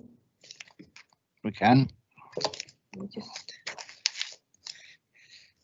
Okay, so there was one addendum item following the recommendation of our legal department and due to recent changes of Schedule 2 of the GPDO, a condition has been added to restrict the building extending upwards through permitted development because of the potential impact on the listed building. So Stanmore House is within the secondary shopping frontage of Stanmore District Centre. The ground floor is a commercial use. There's offices on the first floor and former offices which are now vacant on the second floor. Besides the site, there's as I mentioned before, the listed going to Regent's House. So it's proposed to convert the first and second floor to residential flats, to 8 residential flats. But it's important to note that there's a prior approval for conversion of the first and second floor to 8 flats, which has previously been granted. The main difference with this application and the prior approval is that the floor plans have now been submitted and there's some minor changes to the rear elevation, which include adding render to a section of the rear elevation and removal of the fire exit stairs. So it's considered that would have a minimal impact on the listed building. There's no objection from the conservation officer. The floor plans demonstrate the flats would meet the required GIA and there's adequate outlook and amenity for future occupiers. There's just one disabled parking bay, but as there's high parking demand in the area, Highways have suggested the applicant enter into a legal agreement to restrict parking permits. But subject to that agreement and the conditions overall, particularly given the precedent set by the prior approval, is considered acceptable in character and amenity aspects, and we recommend it for grant. Thank you, Faye. Are there any questions or comments? No, I don't see any. Marilyn.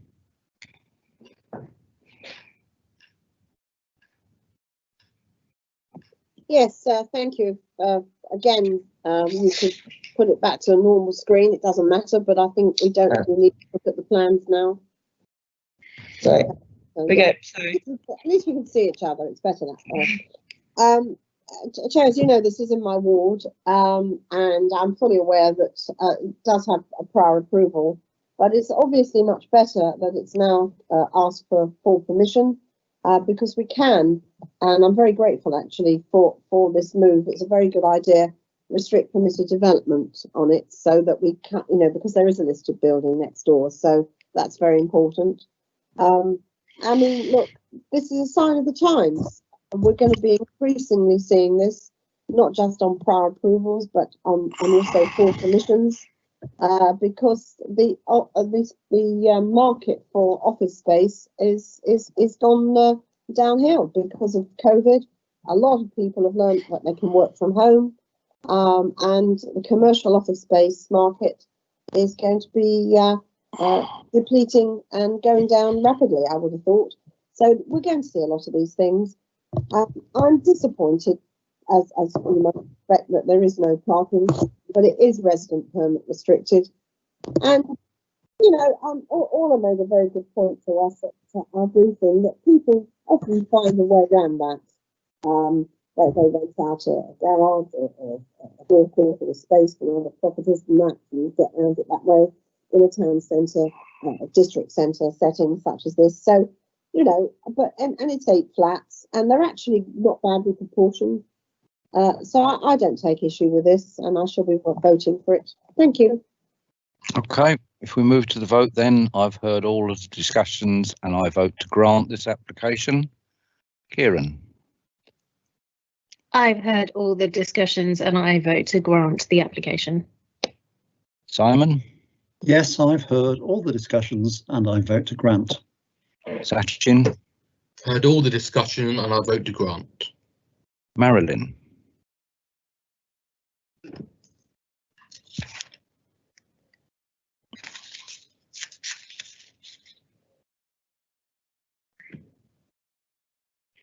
Hello, sorry about that. I pressed the wrong button.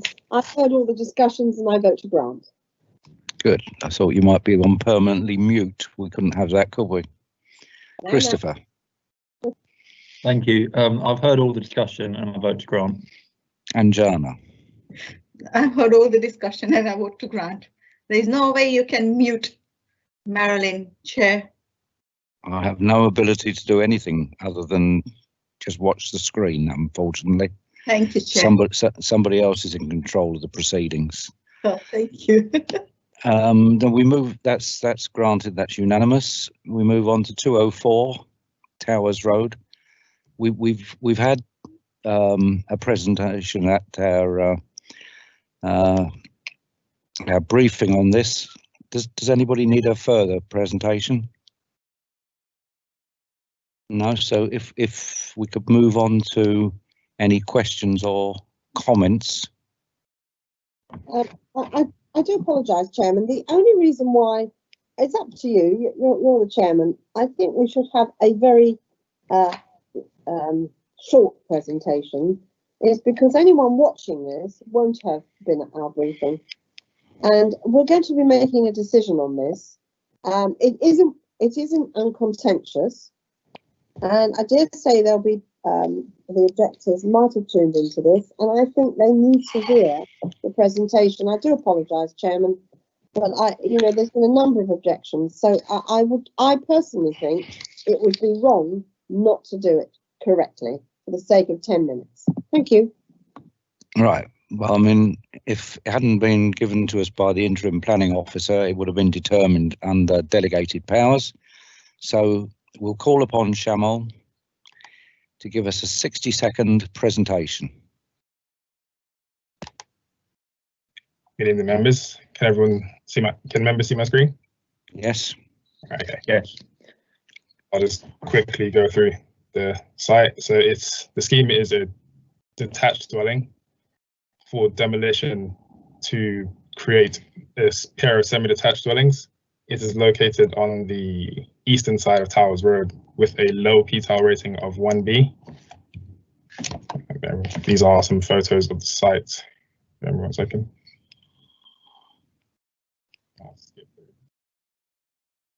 So the scheme proposes the demolition of one detached house to, like I said, for the erection of a pair of semi-detached. There will be car parking spaces to the front, as well as soft and hard landscaping. There will be the provision of cycle and bin storage located in the rear garden of each dwelling. This is a CGI of the proposed front elevation of the completed scheme. Councillors are advised that pre-application advice was sought before. Sorry, pre-application advice was given by the council. And the development would result in an increase in the smaller housing borough targets. The proposal would have an acceptable impact on the character and appearance, as well as the residential amenity. Adequate amenity space would be provided for future occupiers, and as aforementioned, car parking spaces would be provided along the front. Along the front. There were a number of objections that were raised in regard to the character and appearance. It was considered that there would be an acceptable impact on the character and appearance, and there were a number of objections raised in regard to the impact in regard to highways, in regard to parking. Sorry, the highways departments have raised no objections to this development. The application is therefore recommended for grant. Thank you, Shamal. Christopher. Thank you, Chair. I just wanted to clarify about the parking, because from one of the images in the presentation, there looks to be sort of room at any one time for 4 parked cars and maybe a couple more on a turning circle. On the CGI of the front of it, it looks a lot smaller than that. So is there dedicated parking for each of the 2 dwellings? Because, as I say, from one image, it just looks like a shared drive, but I just some clarification on that. In line with the intends to publish London plan, there will be sufficient car parking spaces. There will be 2 car parking spaces for each dwelling. So in total, there would be 2 for each dwelling. Okay. I don't see any other comments. Marilyn. Yes, thank you, Chair. It's interesting. When we had our briefing on Monday, I actually thought, well, this is okay. You know, it's just a semi-detached, the houses and so on. So what I did was I actually had a little drive down to Hatch End and looked in the road. I do know the road quite well because I used to take my dog to the vet down there, so I know the area. Then I looked up, you know, a lot of the policies and had a little think about it, which is why I like to have a little bit of time to digest these things. And I've come to the conclusion, actually, that this is not acceptable. We took a lot of trouble to adopt a supplementary planning document in respect of garden development. And I mean, it's on balance. These things are always on balance. But I don't think that under these circumstances, in this road, in this location, it is acceptable to make a detached house into a pair of semis.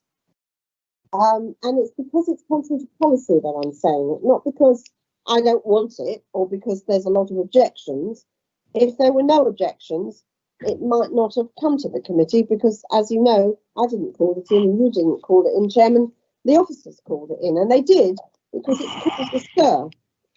And I think the reason why is because this was in of itself a garden, and all of these detached houses are built in effectively a garden. Now, you know, as I say, it is marginal and it is on balance, but I'm not happy with this. And once I actually took the trouble to go down there and see the road, and once I actually looked at the policies and studied this properly as one should, I've come to the, on balance, marginally, but I've come to the conclusion that this is not acceptable and I'm going to propose refusal.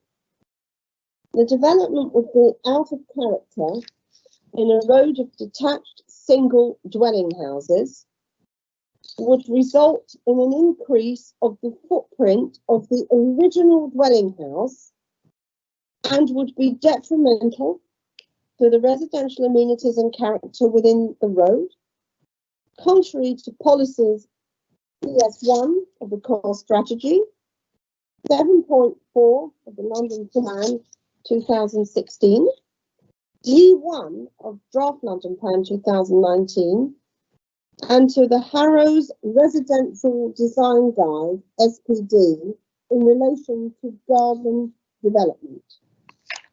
And Chair, if I may add, at the end of the reason for refusal, it is because the road is in of itself a garden development that the increase in footprint and the increase in intensity is refusable. Thank you. Thank you. Do you have a seconder for that? Anjana. I second the refusal. Thank you. Are there any other comments? No. So we have the motion for refusal.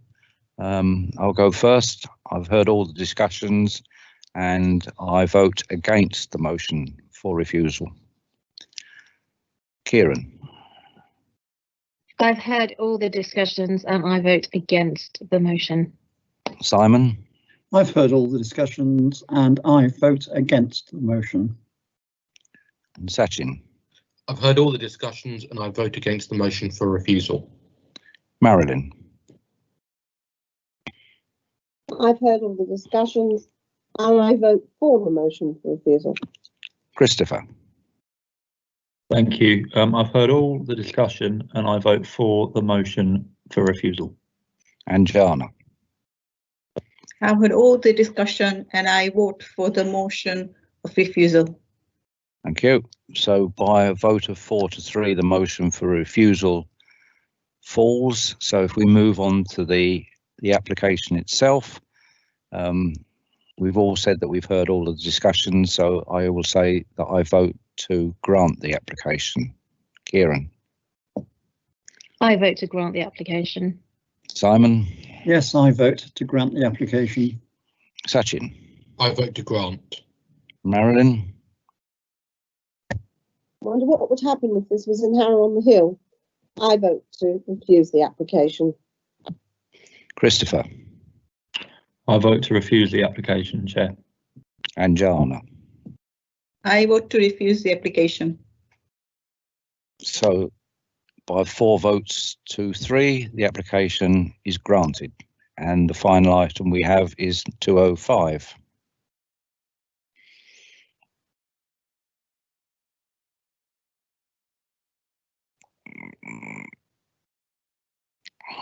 Good evening, members.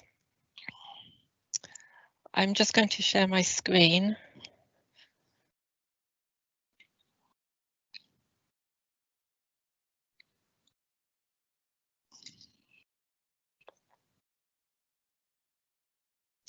So the application site is Shepherd Churchill Dining Hall, located in Harrow-on-the-Hill. The application site is within the Harrow School and Harrow-on-the-Hill Village Conservation Area and is partly in the setting of the Grade 2 Harrow Park. The site is located within an area of special character and metropolitan open land is located to the rear of the site. So this is the host building here. The dining hall is where all meals are cooked and served to students and employees, and up to 3,500 meals are served a day. One of the issues that they have at present is that there is no dignified access to the building for those with disabilities or restricted mobility. Access is by the service yard past the kitchen and upper service lift, the route is very convoluted, confined and busy, given that it is actually a service route.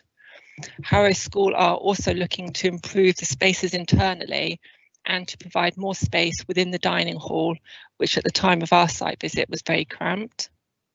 There is a decrease in ground level to the rear of the site. As such, the service area, which is located to the rear, is at level 0, the dining hall is at level 1, and the main entrance and the grass terrace area is at level 2. So they are proposing an infill extension to the front of the building, along with the creation of a new landscaped square with a DDA compliant lift to provide a new entrance, level access and a sense of arrival. It's a modest and sympathetic infill extension which would respect the character and appearance of the original building. To the south elevation, an extension is proposed over the existing dishwash area, which will screen the existing plant. An existing fire escape will be replaced and a new terraced area would be created, this is the new terrace in here. That's the dishwash extension, and the replaced fire exit will be here. A new lift core is proposed to the north elevation, which will provide level access to all floors, which is this part here. An extension is proposed to the rear elevation, which would provide an enclosed service yard and plant room at level 0, and an extension to the existing dining hall. These are the proposed floor plans. So this is the new dining hall extension, this is the new terrace, and this is the new lift core providing access. That's at level 1. At level 0, that's the new enclosed service yard. And at level 2, the front extension and the existing grass terraced area will be replaced with hard standing due to maintenance issues. At ground floor level, the rear extension would maintain its appearance of a service yard. However, at first floor level, it would have a horizontal emphasis to respect the existing building. It would be set beneath the second floor, and therefore the original pitched roof and clock tower would still be visible from the rear. The existing decorative balcony and pergola would be replaced with a modern glazed finish. However, the overall character of the building would be retained. Prior to the submission of the application, the applicant entered into a PPA, sorry, a pre-app, and they have taken into account the advice provided. Following the submission of the application, amended drawings were submitted, as they had originally proposed a zinc-clad roof over the building. However, that was felt to be unsympathetic to the original building. So we have received amended elevations just to confirm that the replaced roof would consist of a clay tile as per the original building and to fit into the surroundings.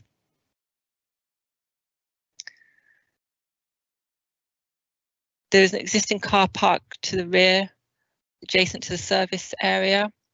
The proposed extensions and reconfiguration of the building would result in the loss of 5 parking spaces. However, the Highways Department have raised no objection to the proposal. Given the size and scale of the proposal, it would not result in a detrimental impact to the openness or function of the MOL. The proposed development respects the size and scale of the original building and would not appear discordant. Furthermore, the proposed extensions would facilitate an improvement to the function and servicing of the dining hall and allow accessibility to all. The Conservation Officer was consulted and raised no objections to the proposal. The proposal complies with the relevant planning policies and is therefore recommended for grant subject to conditions. Thank you. Thank you, Katie. Are there any questions? Are there any comments? Marilyn. Yes, thank you, Chair. It's quite interesting. We've had a sort of schools night out tonight, haven't we, really? We've had 3 schools on the agenda, and they've all been really different from each other. And I have to say, I think this is a good effort, and not only that, I can really see the need for it. And not only that, unless I've misunderstood, and perhaps Katie can help me out, I get the impression that this will be imperceptible other than when you're viewing this looking towards the hill. It will kind of nestle into the slope of the hill. I just like to make sure I'm right about that, because I don't think this will be very obtrusive at all. I think the only people that will really be able to see it will be quite some distance away. So you're correct. The building's not actually that visible from the actual high street itself. Mm. There is an undercroft area here, and you do get a very slight view of the building, but because of the decrease in ground level and because of the slight kind of curve, you don't really appreciate the building from the actual high street itself.